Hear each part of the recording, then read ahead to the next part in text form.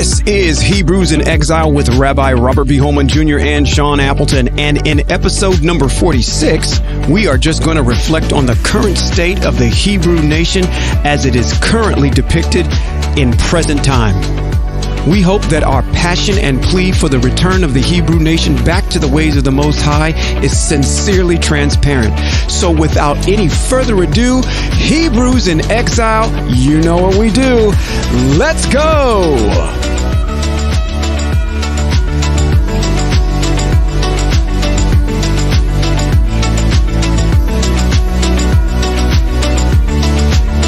This is Rabbi Robert B. Holman Jr. and Sean Appleton. And this is Hebrews in Exile. You know, Sean, we have come through a whole lot trying to understand the dynamics that flow between Hebrew Israel and the Most High. Sure. Our people, I have to say it, our people do not have a clue. No, they don't. No, they don't. And that's kind of self-evident as you see how we operate in this day and age. You know, we go back to the words of the prophet that says, my people perish for the lack or the want of knowledge. Knowledge of what? Knowledge of him. And, you know, I'm always asking this question about our people in terms of their theological prowess or knowledge. And we are engrossed in this thing that's called denominations. So everybody asks you, when you see them, they ask you, well, what denomination are you? Yeah, what are you? Methodist, Baptist, or are you Episcopalian, Kojic, Apostolic Pentecostal, Baptist? Yeah. And it's sad because the Most High never gave us a religion. Right. Absolutely. He never gave us, he is not associated with a denomination. Right. Yeah, this divergent thing, you know, branched off from Christianity because these ideas that continue to keep coming up to say, hey, listen, you know, I don't like the way we do it over here, so I'm going to branch off and do something different. It's not the community of Israel. No. Hebrews is not a disjointed group of people. We sail under one flag, under one banner, which is the Most High. And the thing that you have to understand is that we are a nation. Mm-hmm. We are a nation that is exiled out of its land. We're a lot like we were in Mitzrayim, Egypt. We were a nation in Egypt, and the Father made us a nation. And the interesting thing about that is that the question always arises, how can you be a nation without a land? Right.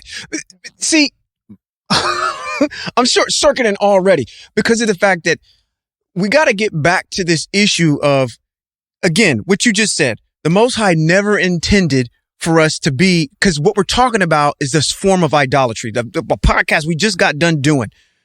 We've been given this narrative from a group of people who have enslaved us. And because of that, we've gone off and created, even within the African American community, these different forms of religion. And it was never that intention in the first place. Never if you was. do not have Never was a understanding that, or pride in the fact that you are part of the Most High's people, because a lot of the folks that are still in them, those denominations don't have that, even that understanding yet. No. That when you read scripture, when you talk about what, you know, which is a word that we just don't use, but I'm going to use it just for the sake of argument, which is the issue of the Old Testament, which we don't even call it that. We don't call it that. But if you read that, if you have no association to say that body of work is talking about me. Yes. You don't see it that way because the way you see it is that it's talking about the Ashkenazis. Right. The European side, the stewards. Right. That have kept this. So Right. you have no association that None. book is talking about you None. and your people None. and how you are opulent. None. And the Most High has set us apart. Yeah. You'll always see it through a European view. And with that being said, it's interesting that the European view of the Most High is different than our people in exile's view of the Most High. True. Very true. The God that, I can't use that word. My goodness. It's the Elohim right. that we serve is not the same Elohim that the Europeans serve. Mm-hmm. Because their idea and their philosophy about the Most High is tied to too many political tentacles. Mm-hmm. On our side, we're tied to this idea of need. Our prayers are all about I need, I want, I need. Yeah. You think of the Most High like he's Santa Claus. Most High give me, Most High deliver me, Most High whatever. Right. And it's kind of like this gift thing. Mm-hmm. So the problem that I'm dealing with is trying to get Hebrews in exile to understand the difference, because there's a difference between where you are and who you are and your European counterparts. Right. Right. Yeah. Because if you don't, you are not right. them and they are not you. Mm-hmm. And I'm going to say this. I got to put it in this context. As much as I hate to put it in this context, Mm-hmm. I got to put it in this context. The God that you serve and the God that the Europeans serve are not the same God. You begging, and they're politicking. Right. Right. I don't know if this is the right place to put this, but you know, we've mentioned this before. When you get down to the subversive subtleness of what's happening, and you kind of understand, you were given this. There's a thing called the slave Bible. Yeah. And it has certain things in it to keep you in bondage. And you know, there are a lot of people do not know anything at all about the slave Bible. I mentioned it to somebody, so what's the slave Bible? I've Really? never heard of the slave Bible. Well, no, I guess you haven't. Right. Because the master had it. Right. Because it's this idea that anytime that you look at, I hate to keep bringing this issue of race and color up, because the Most High doesn't talk. He doesn't talk about race. He talks about nations. It's a nation of people. But okay, it is what it is now. But again, for our people to understand, melanated people to understand that every time that you look at this Jesus thing, you're looking at a European view of a demigod. These folks have generated their Greek. This is their whole their paradigm, their ideology. This is where they come from. And every time that you look subversively, you look at the view, this surfer dude with the flowing blonde hair, and he just like has this aura that's around him. And they don't know that's right. They don't know that picture is a picture of Michelangelo's brother. It's this issue that you're always going to look to that group to be your God. And we all hung him on our walls. Right. We've got to have this understanding amongst. We all hung the blue-eyed, blonde-haired guy on our walls. Yeah, like he was a part of your family. It was a picture of Michelangelo's brother. Yeah. Like literally. So until we found out that somebody said, "Oh no, he can't be that. He was his hair is wool and his skin is bronze, so he got to be black." Now we got Now we got a blue-eyed, blonde-haired Jesus, and we got a black Jesus. Come on, which one is it? And who told you that? And see, that's why we're getting back to this quintessential issue, because we can, with empirical evidence, prove to you that the Most High designed a group of people to be the leaders, to teach the nations. And that group of people is a melanated group of people. Not trying to harp on race, but it is what it is. It's just too many examples of that. And our people in this day and age have a disconnection with that, because when we were brought here, you were taught, you lost your language, you lost your culture, you lost your sense of government. Listen, when we talk about, and we've said it numerous times, when we look at this body of work that we call the Old Testament, it is nothing more than your history book and how it explains to you through Torah how the people are supposed to function in a community. You don't get that sense when you go to church every single Sunday. No. Because you're praying to some man. And that's the thing that our people continue to keep falling down on. You're praying to some man that died that said he was God, and I'm going to ask you a question. Can God die? No. And I'm going to say something. I'm going to say something else, because I want to make this clear. Okay. Because in podcasts going forward, I never ever want to raise this again. Okay. Okay. Two things. And I need you all to understand this.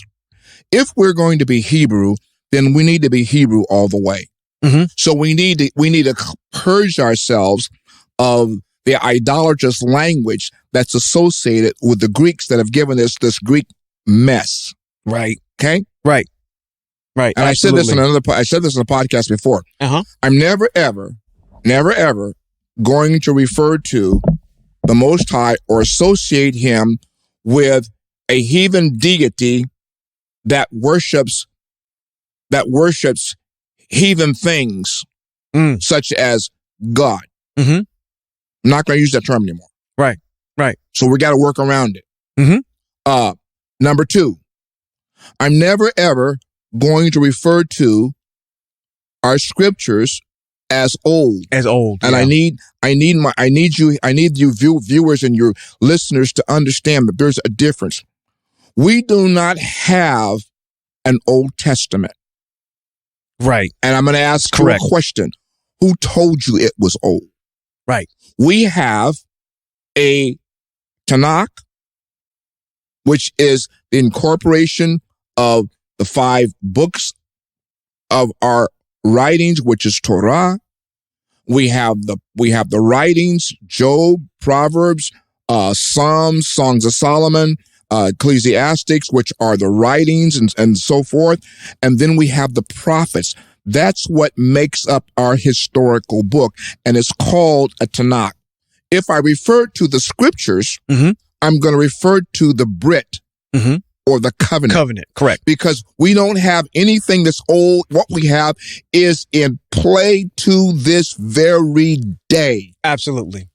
And that is, and using the term, like we've mentioned before in previous podcasts, just using the term old already gives you a sense that it's outdated. It's outdated. And it's something that's where we usually used it in the old church, be done away with. Yeah. It's something that you automatically just say, you know what? What's good is this? Yeah, which takes us back to that Hebrew writing over there, where he said it was done away and it was old and archaic. Oh, you talking about over in Hebrews? Yes. Where they make the egregious claim. Now, see, and I ended up explaining to somebody this past week, and I said, my ironclad. If anybody gets into an argument with me, or I shouldn't say argument, but a reasonable discussion, because what are we supposed to do as Hebrews? We're supposed to be able to reason with people. So if we're in a discussion, I'm going to hang my hat on Hebrews 7 every single time. Because in Hebrews 7, in that text across the street, it specifically establishes that we are starting a new religion. And we are starting it, and Jesus is going to be our new high priest.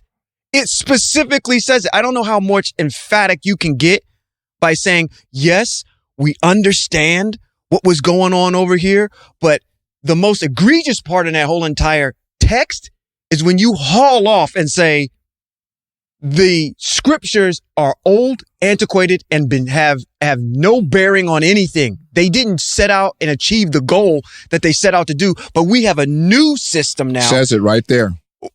Says it right there. Says it right there. Says it right there. And you know, and I get back to our opening dialogue. The Most High did not give us a religion; He gave us a way of life. Yeah, absolutely. So all of that mess on the other side of that they appended to our historical book is filled with lies, deceptions, things that are not true. And when you study your history book, it begins to click in your mind that this stuff doesn't make sense. Yeah, there's too many holes. It's a lot I'm of in the hypocrisy. barbershop today. Okay.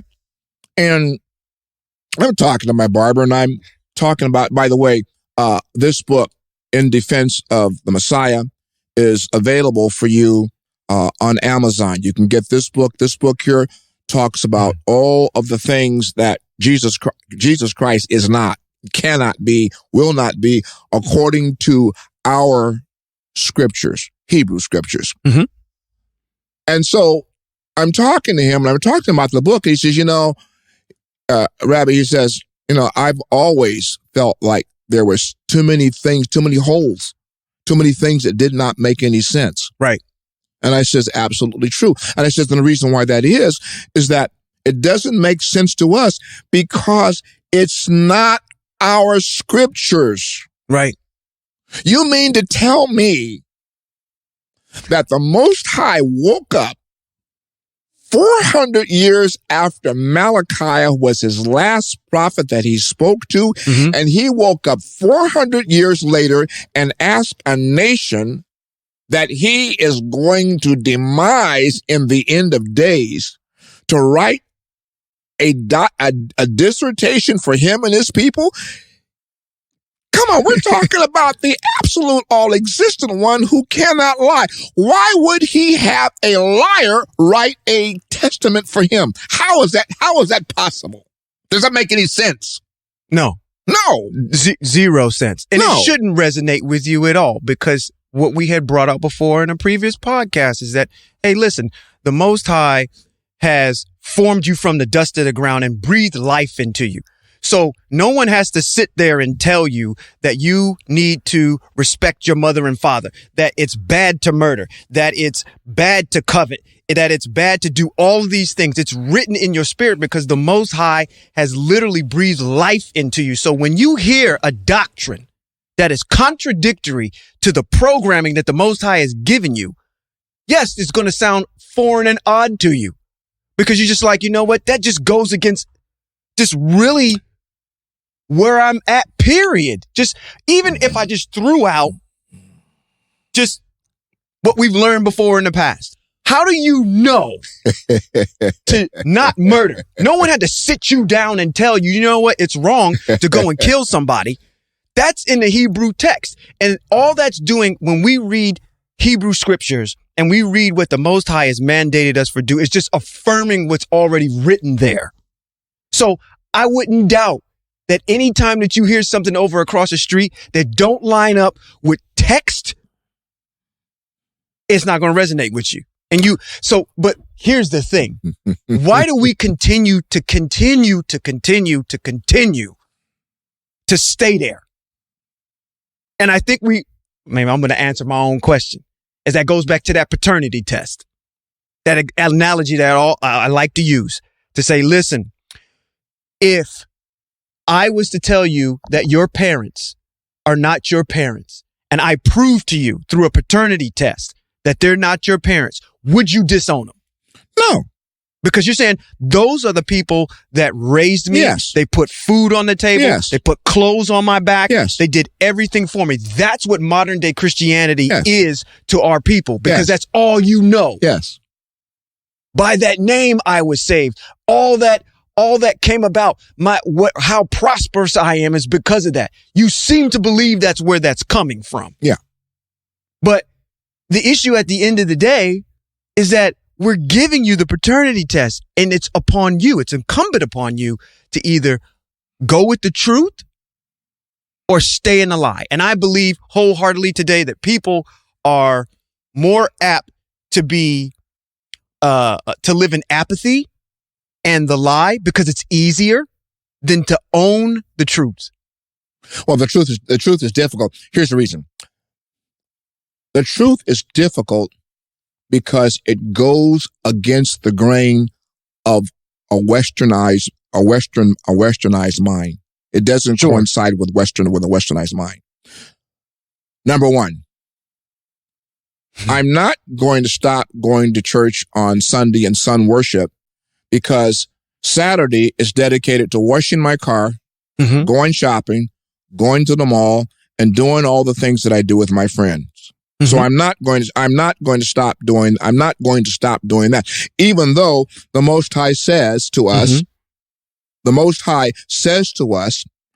Most High that everybody claims they love says to us, you are to honor and you are to keep my Sabbath. It's right. It's right there. And then he puts a hammer on it. To Hebrew, and the hammer he puts on it is to Hebrew Israel. And then to the nations, it's to Hebrew Israel. Correct. Hebrew Israel, if you do not keep my Sabbaths and you not to proclaim them as holy, anybody who does not do that, if we were living in the seventh day, you would be dead. Absolutely.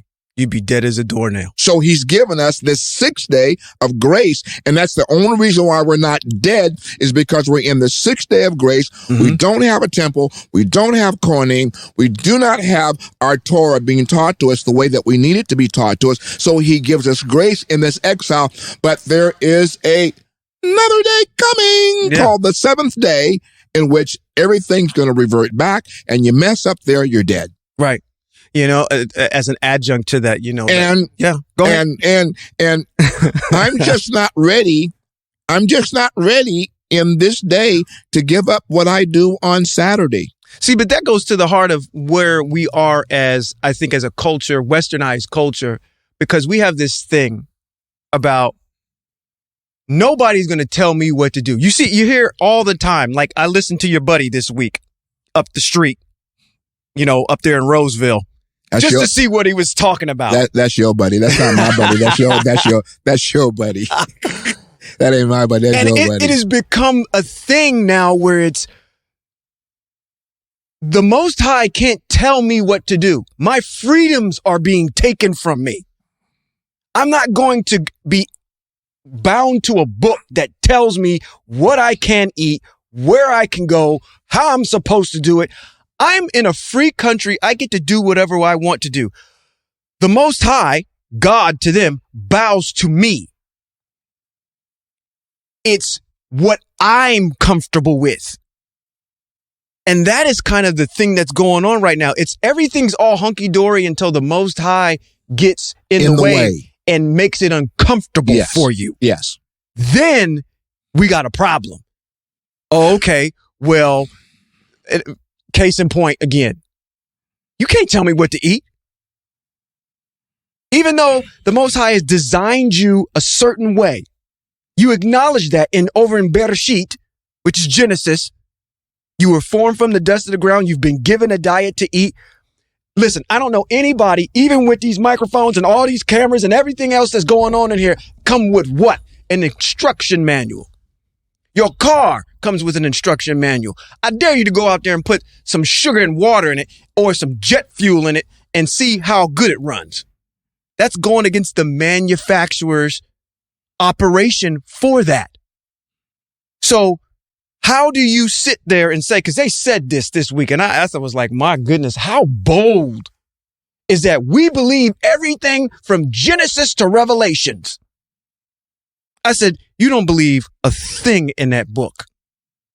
You live in a westernized culture where you don't have no idea what a theocracy is. You talk about you have a king. God is our king. How can God be your king when he mandates for you to do something? And on the other hand, we live in a democracy. You don't even know what it is to live in a kingdom. Your ancestors came to this country to escape a monarchy, so they could be in a republic that's democratic. So how in the world can you acquiesce to a book that tells you that you need to be mandated to do something and you're under a king, but you don't function that way? It's the hypocrisy that's there that our people are plagued with, because you know what? I'm going to say this and I'm going to probably get crucified for it. Pardon the pun. But literally, the only reason I believe our people were given and accepted that word called, that codex called the Bible, which is confusing because there are two different books in it. Yes. There's the Hebrew text and then there's the Greek text. Yes. The only reason you took it was to escape that whip getting put across your back. Otherwise, what reason would you have to accept it? It's difficult for somebody to persecute you when you believe in the same thing that they believe in. And the only reason maybe I'm just off base. You can correct me. No, you're wrong. No, you're not. You're not off base, because we have historical proof that in the 1400s, around 1490, it was the Ashkenazi Spanish Jews that formulated and started the slave trade of the diaspora of our people out of the continent of Africa. And we also know historically that Spain made the Ashkenazi Jews convert to Christianity in order to continue to do business in Spain. Right. And so consequently, our people were introduced to this diabolical thing long before they hit Plymouth Rock. Yeah. Exactly. And they were exposed to it, as you indicated. Hey, when you become a slave, you become subject to the individuals that are in your control. You lose your name, you lose your diet, you lose your God, you lose all of the control that you have, and you have to become submissive to your captors. Right. That's why the Most High is so adamant in Scripture to say, I don't want you going back to Mitzrayim. That is the house of slavery for you. You saw all kinds of gods. You saw all kinds of deities over there. It influenced you. I don't want you even thinking about that place. As a matter of fact, I think there's a you can, what is this? This is in, Jeremiah, where Jeremiah, where they have a situation where, all of the military leaders, I think this is in 42. Don't quote me on that. It's in Jeremiah. The military leaders come to Jeremiah and they say, listen, we want you to go before the Most High, and we want you to ask the Most High, we're getting beat up here. What does the Most High want us to do? And he comes back, he says, if I go to the Most High and I come back and I tell you what the Most High says, you're going to do what he says. Yes, we'll do it. We'll do it. He goes to the Most High. Most High says, I want you to stay where you are. They are in Babylonian captivity at the time. He says, but I don't want you, because what I'm going to do is I am going to move on your behalf where you are. Maybe I'm just saying this because this is cathartic, because this is where we are in the United States right now. And this is this whole entire part about when I read that, I said, look at the parallel that's being drawn to say that people are saying that this book is antiquated and outdated, but what's happening in their day is happening right now to us. Current events, every day. He tells them to stay put, because what I'm going to do is I'm going to move on the heart of King Nebuchadnezzar, and he will show pity on you so you can leave and go back to the land that is designated for you. Yeah. But what I don't want you to do is to leave and go back to Mitzrayim. Right. And say, listen, because I was in Mitzrayim, I didn't have to worry about famine. Right. I didn't have to worry about being persecuted. Right. All these types of things were in Mitzrayim. And the Most High is very emphatic of saying, I don't want you to return back to that slave mentality there. You see, we're talking about things that are written in our covenant, in our book, in the Hebrew book. We're talking about things that the Most High has spoken to Hebrew Israel. And you have to understand that there is a night and day difference between who you are, who you're supposed to be, and who we're supposed to be, and who we are. And following after the ways of the nations was one of the instructions that he told us. I do not want you to follow or do the things that the nations to which you are going to do. Yeah. But that was when the Most High was bringing them, across out of the wilderness into Jericho and into into Canaan land and there. But, it still resonates with the fact that here we are, diasporaed out of our land, and we've been out for over 400 years. And there does not appear to be any light soon that there's going to be a redemption, because the nation of Israel is still in the state of not knowing who they are. There is no crying out to him, and there's no real reason for him to redeem us when we're still so comfortable. And that's the reason why I brought up the subject earlier about religion. We're not part of a religion. This is not a religion we're part of. Right. We have to march, and we have to understand the dynamics that the Most High has given to Hebrew Israel, because that's the situation that is important to us. Right. So when we look at and listen to the prophets talk to us, they talk to us in three dynamic ways. They talk to us about how grievous we were in our actions to the Most High, how we abdicated his mitzvot, his commandments, his laws, how we began to worship in an idolatrous way, and why it is that we're in this diaspora. He talks about us, about how bad we were even to our own people. He talks about, in the book of Amos, you got to read the book of Amos. You got to read the book of Amos. Yeah. Lamentations is, but Amos gives us a couple of things that help us to understand the mindset of the Most High, so we can understand why we are where we are. Sure. He uses this terminology. He opens with talking to Damascus, and he says to Damascus, he says, "For 3 crimes, no 4, I won't relent." The line that flows through the whole narrative that Amos puts to us is 3 crimes, no 4.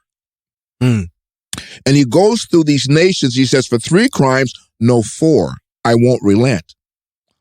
So whatever punishment that I have pronounced upon you, that's what it's going to be, and I'm not going to relent. Now let's look at this. Let's look at this for a minute.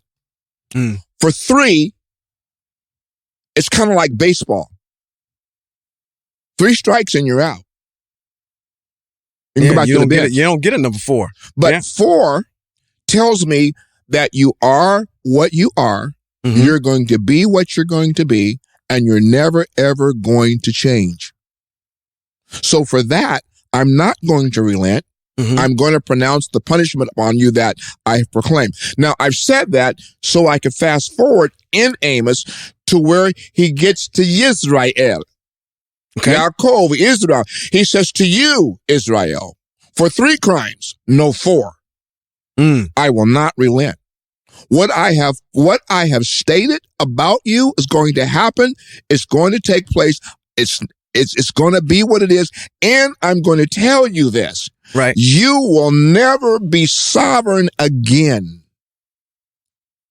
Yeah, we're playing with the wrong one. You will never be sovereign again. You will always be under the rule of other people and other nations until.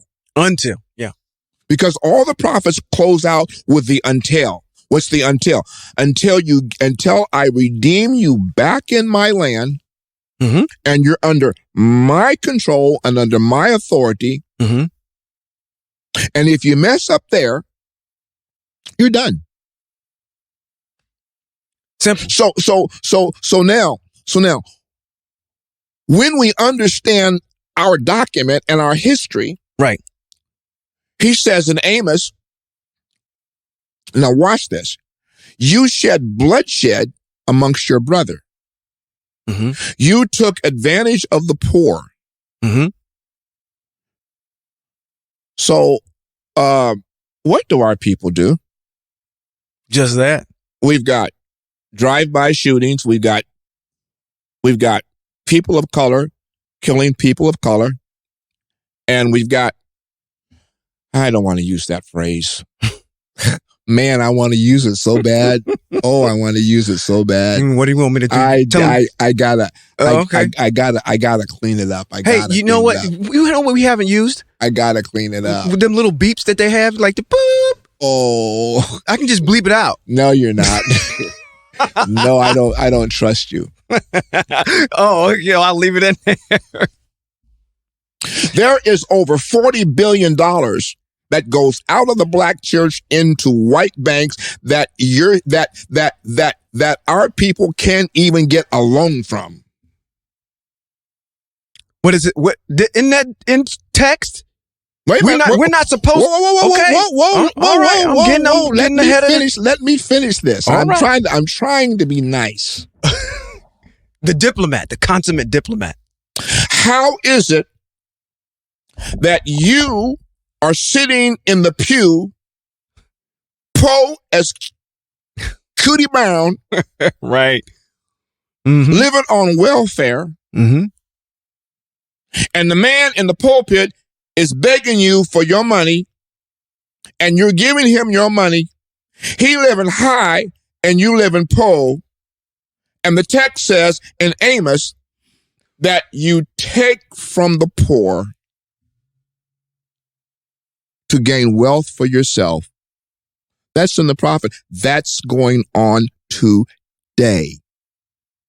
That's not yesterday. That's going on today. And who's doing it? We are. Hebrews in exile. Because you don't know your Hebrews in exile. And as an adjunct to that, adding to that, piggybacking onto that, let me just throw this in there too. Just in case you forgot. Not you, but our listenership. In case you forgot, that same person that's standing up in that pulpit asking you for what? What do they call it? A tenth? A tithe? No, they ask for tithes. A tithe? Yes. And then got the nerve to sit there and say that I'm going to ask for the tithe, but then say that the law has been done away with. The Torah has been done away with. Excuse me, but the last time I checked, the tithe is under the law. No. So if you... No. The tithe is not under the law.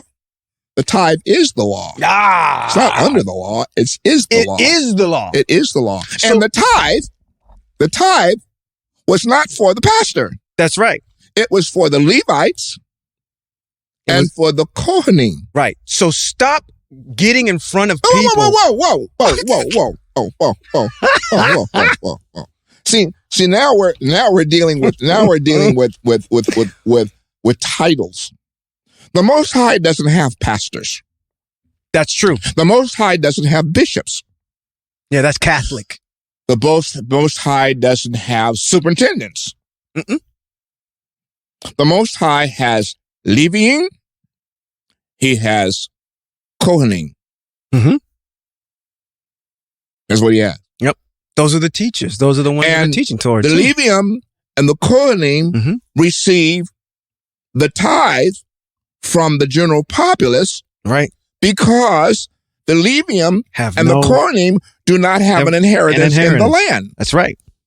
So the populace of people are supposed to take care of the Kohanim and the Levium, which across the street, you're not. That's correct. That's correct. You're, You know, as a matter of fact, you're fleecing people and misquoting text. Whoa. I read that text over there, Sean. You did? Yes, I read that text. All right.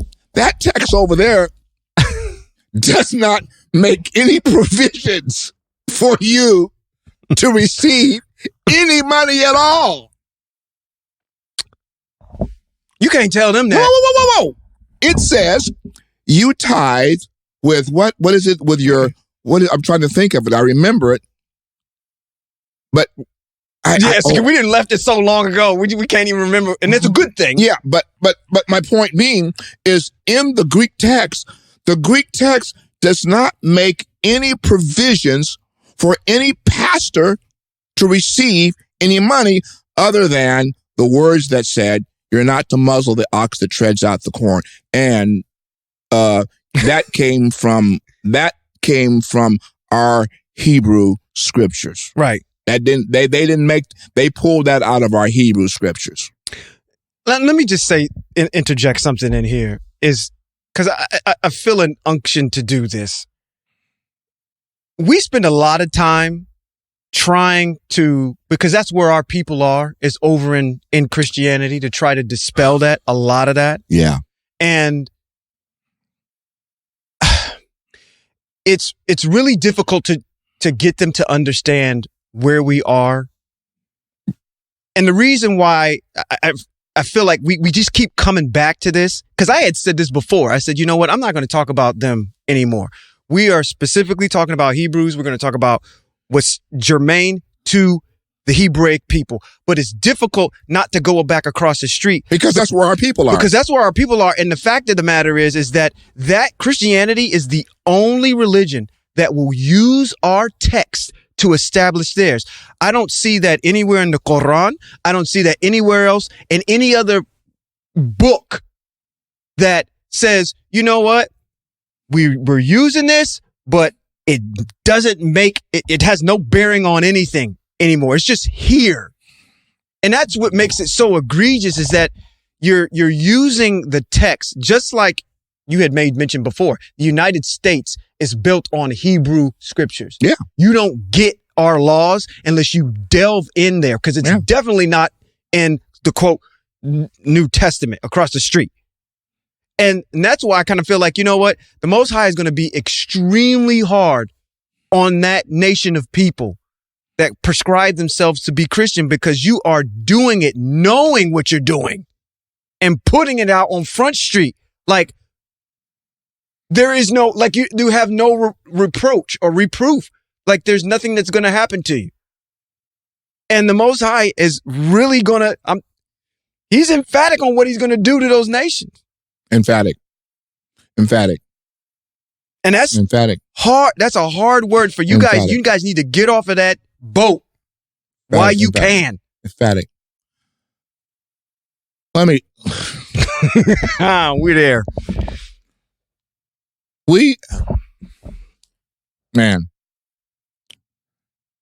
To prove to you how much of Hebrew Israel's thoughts, culture, ideologies are encompassed into this westernized nation that we have been deported in, we have a preamble. And it says, one nation under God, with liberty and justice for all. Let me rephrase it. Let me put it in Hebrew context. Because the God that they use there, the meaning of it is one nation under fortune. Because God means fortune. Doesn't mean supreme being. It means fortune. So, putting it in the Hebrew context and realizing that the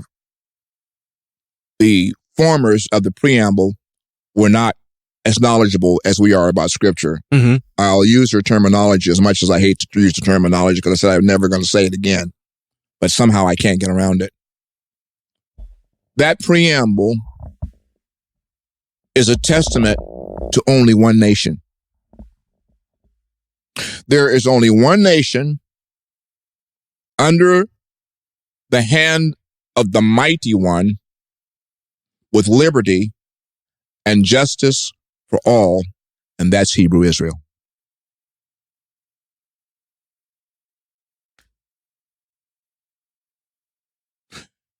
He set up laws, commandments, so that Israel could function justly. Absolutely. He set up ways so that Hebrew Israel could judge righteously. He set up ways so that Hebrew Israel could function in liberty under his banner and have the same quality of life for all people involved. Right. Hebrew Israel was set up so that Hebrew Israel could take care of Hebrew Israel. Yeah, you're not dependent And on he anybody told else. us, you are not to go back to Mitzrayim to do anything. I'm giving you everything that you need to have so that you can be successful wherever you are, as long as you live by my laws, my commandments, my mitzvot, and my ways. Okay, let's close this out this way. I don't know what time it is.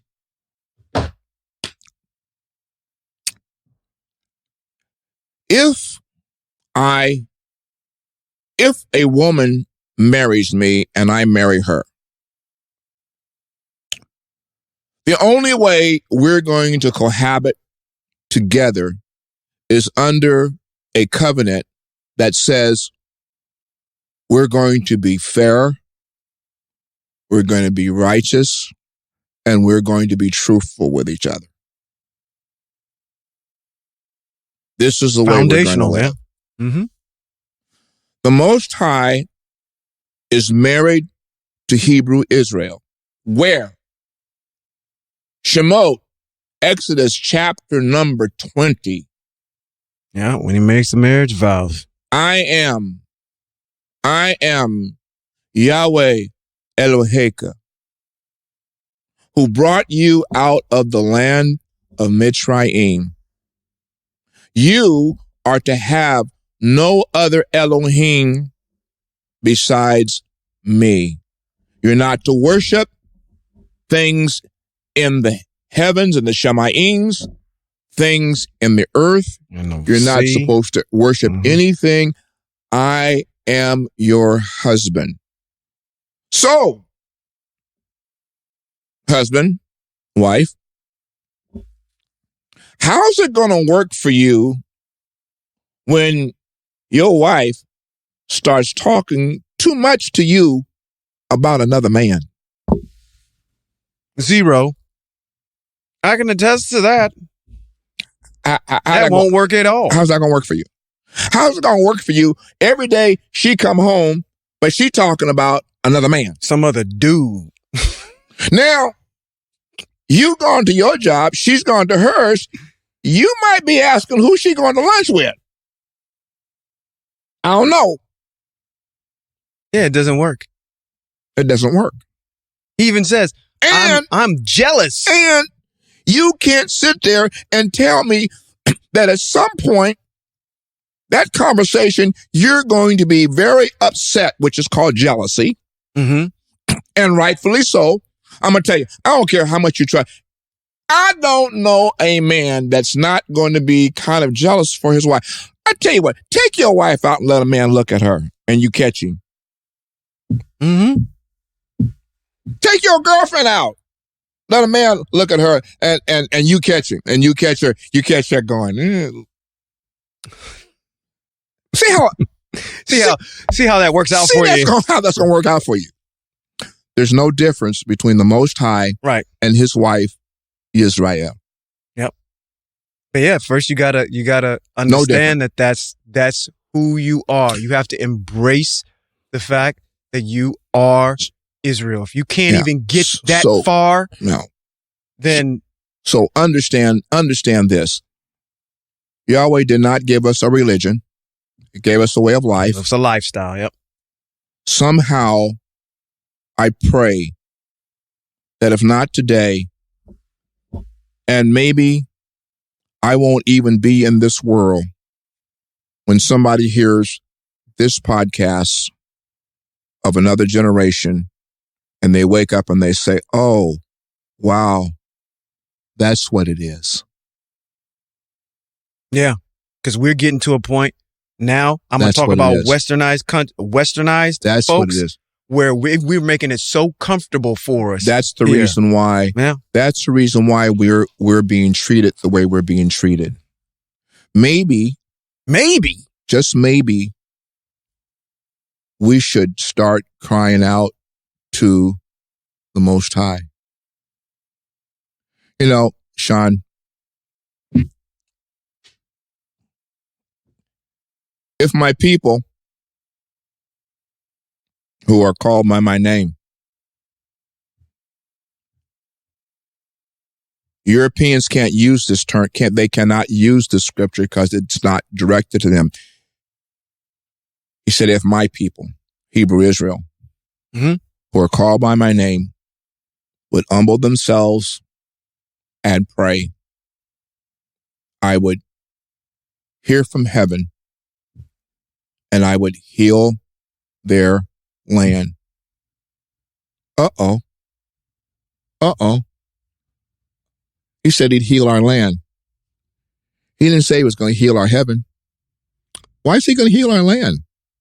So maybe that's where you're supposed to be going? Because our land is where it has to be healed from all of the divergence that are upon it to purify it so that he can redeem us and bring us back to that land. Mm-hmm. Let me close with this interesting, very interesting note. Very interesting note.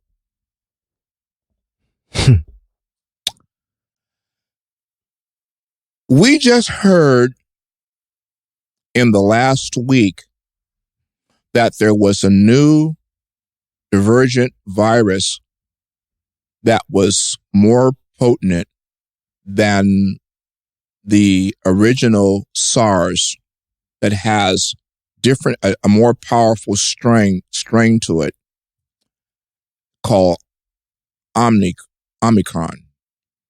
Is this is an adjunct to COVID? So yes. Not only did we started out with COVID, then it got a variant. It's got different variants. But then it's another one? Now it has another variant that's more potent than the other variant. It's called Omicron. You know where it comes from? I'm not going to. It comes from South Africa. Our people do not know that Israel's land is South Africa. They don't know that the temple was built in South Africa. They don't know that the land that flowed with milk and honey, Canaan, is in South Africa. This divergent that has hit now has hit in South Africa, where only 35% of their people are vaccinated.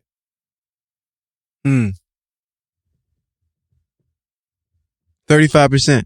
I think it's 35%. Okay.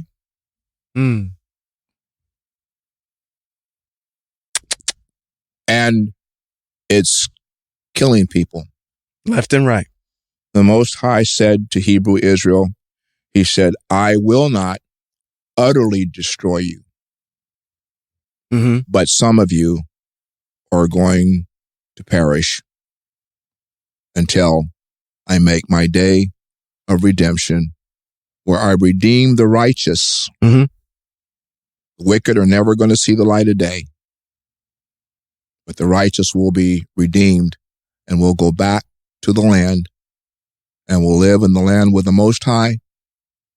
And if we don't get it right there, we will just be Like you never existed. Just like taking an app and wiping it off your phone. Doesn't exist. Right. That's right. And this is hard for people to understand because they've got this concept of hell, fire and brimstone. I'm going to close with this tonight. I'm going to ask a question. What pleasure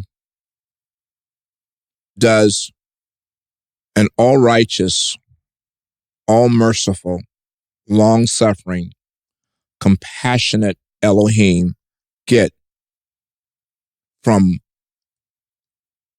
watching what he created go through an eternal whatever?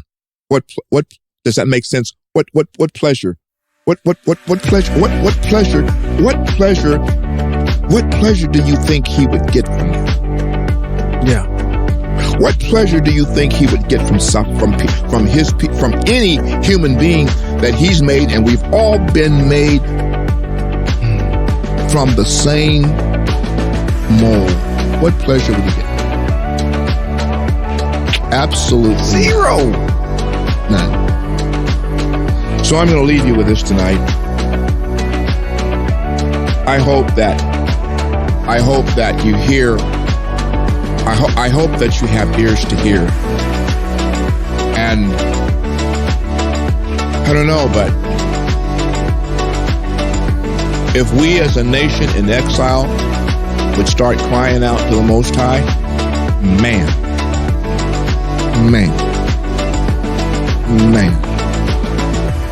You know what? If we as a nation of people in exile would start crying out to the Most High, the one Elohim, the creator of all creation, if we would do that, if we humble ourselves and cry out and turn back to him as a nation of people, we wake up as a nation of people, it'd be over. Yeah. It'd be all over. Be all over. Amen. You would never have to worry about your sons and daughters being shot in the streets anymore. You would never have to worry about people disrespecting you anymore. You never have to be worried about anybody calling you out of your name anymore. You're going to be the head. You and will not revert back to what you're tail. supposed to be, is the head and not the tail. You revert back to your place and your position that the Most High created you to be in. Sure. Absolutely. Something to think about. Mm-hmm. Well, this has been Rabbi Robert B. Holman Jr. and Sean Appleton. this has been Hebrews in Exile. Shalom.